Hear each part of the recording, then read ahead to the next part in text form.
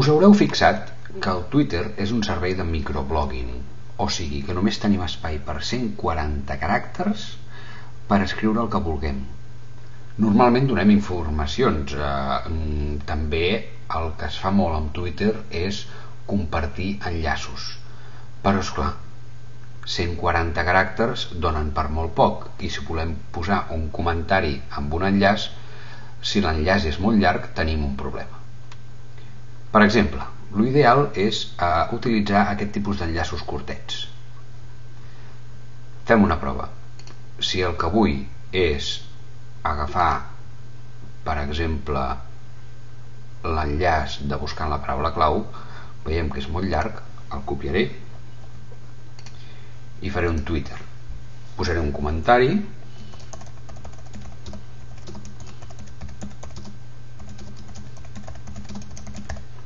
i seguidament hi posaré la URL.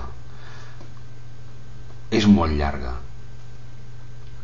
Això possibilita molt poques coses, fa que tinguem molt poc espai per posar text. L'ideal seria posar una adreça ben curteta. Per això hi ha uns quants serveis que ens possibiliten aquesta feina. El que utilitzarem serà el bit.ly.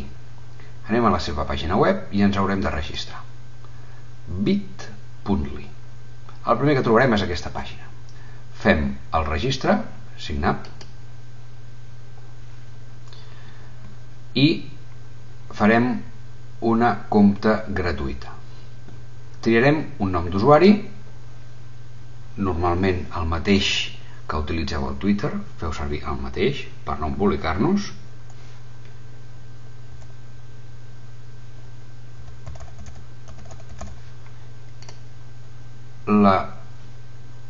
L'adreça del Gmail, faré servir la mateixa i triarem una contrasenya.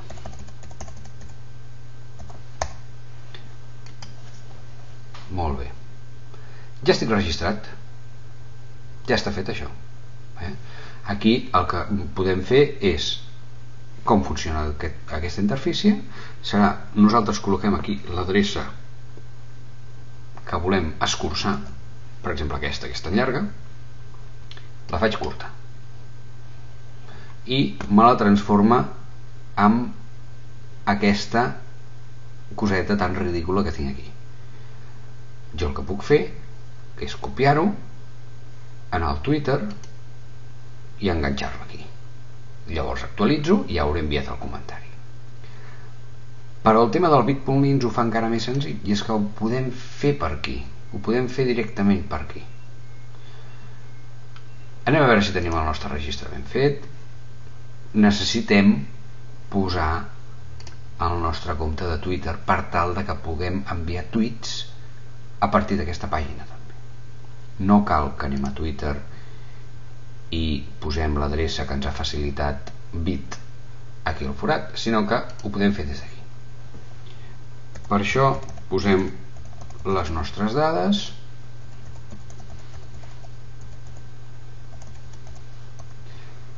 això són les dades del Twitter, no del Bit, del Twitter. Compte, afegim i ja ho tenim fet, això. Anem a la pàgina d'inici i el que farem serà fer-ne un de nom. Aquest és el que hem fet abans, el que faré ara és esborrar-lo perquè no es vegi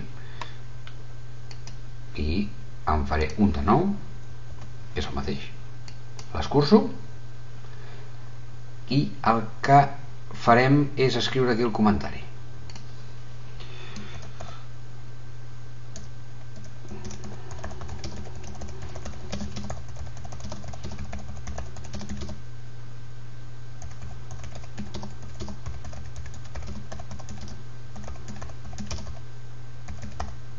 Fixeu-vos que puc fer les frases ja molt més llargues perquè l'adreça d'internet m'ha quedat molt curteta. El mateix vi us fa el recompte de caràcters, per tant sí que me'n queden 50, i aquí sota diu que ja el puc posar al Twitter. Tenim altres serveis, altres comptes de Twitter, però de moment amb una ja n'hi ha prou, és la nostra. Per tant, a la que faci un post anirà a parar al Twitter, com si jo hagués anat a parar, hagués vingut aquí a la pàgina del Twitter i hagués fet això exactament el mateix, però canviant aquesta adreça URL tan llarga per la que em donava Bit. Com que el pas d'escurçar l'adreça l'he fet aquí, en aquest moment jo el que faré és post i ja ho hauré solucionat tot. Faig un post, tweet send, ja s'ha enviat al Twitter, i el que farem serà anem a veure si és veritat.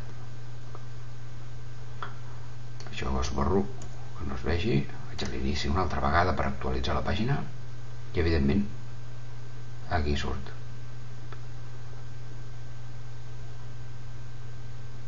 Aquest comentari ha estat enviat des del bit.ly.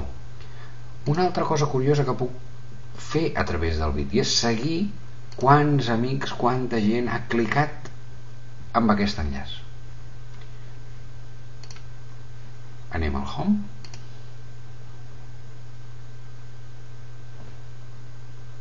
i aquí tenim els tweets que he fet a través de bit.ly. He fet buscant la paraula clau i s'han fet 2 clics a l'enllaç. Aquestes serien unes estadístiques. Tenim aquí un recull d'estadístiques. Molt bé, coses a fer. Mireu sobretot a la pàgina dels exercicis, us registreu al bit.ly i envieu una adreça d'internet escurçada amb algun comentari a tothom.